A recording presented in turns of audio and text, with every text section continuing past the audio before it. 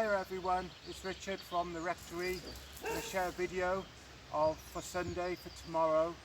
Because it's Easter, I'd like to talk about Easter again, and first of all think of the normal symbol of Easter, which I'm sure you all know.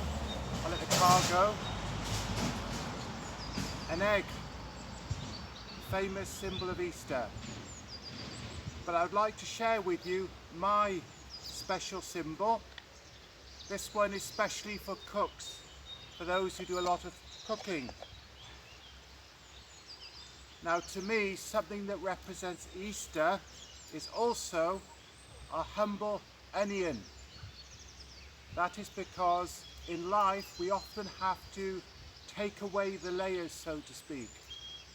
Layers of how we appear to other people, layers of protection, layers of vulnerability that life often exposes to people around us. And for those who cook, you know how often onions make us cry. And life often can be not full of tears, but we all have to cry at times. And when I'm cooking, I always think of an onion and how that represents the journey of life. We shed tears along the way, but of course we also share the joy of the meals and the fellowship the onion helps to make. So when you look at an onion next time, think of Easter, think of the suffering of Jesus, the tears of his family and friends at the time of his death, but also of course the joy we have knowing once the meal is prepared of sharing that fellowship together. So that's my Easter symbol, the onion. I'd like to share with you and read to you one of the passages set for this Sunday. The passage is from Acts chapter 2, verse 43 to the end. Awe came upon everyone, because many wonders and signs were being done by the apostles.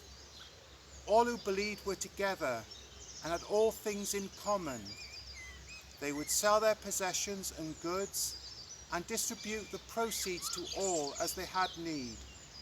Day by day, as they spent much time together in the temple, they broke bread at home and ate their food with glad and generous hearts, praising God and having the goodwill of all the people.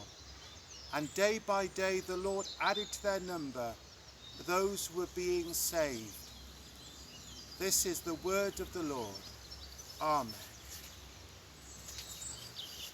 I'd like to now come to the end by sharing a time of prayer with you. I'm looking for Lily. She was meant to play a starring role and she's disappeared.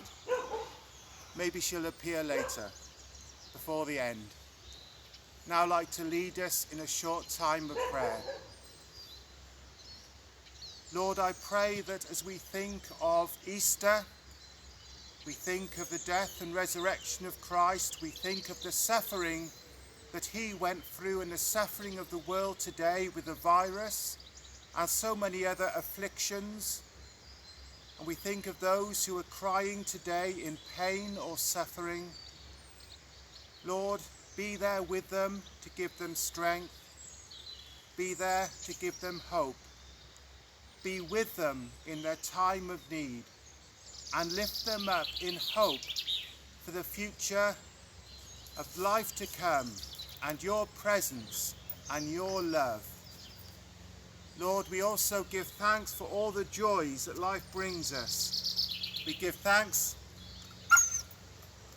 Sorry, I'll save my dog. This is probably... Careful, Lil.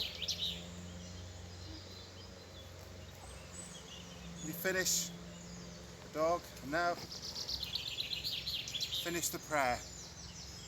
Lord, we give thanks for your blessings as well, especially on a beautiful day like this, that we can share the resurrection of nature, and hopefully you can hear the bird song and the sounds of life all around us today.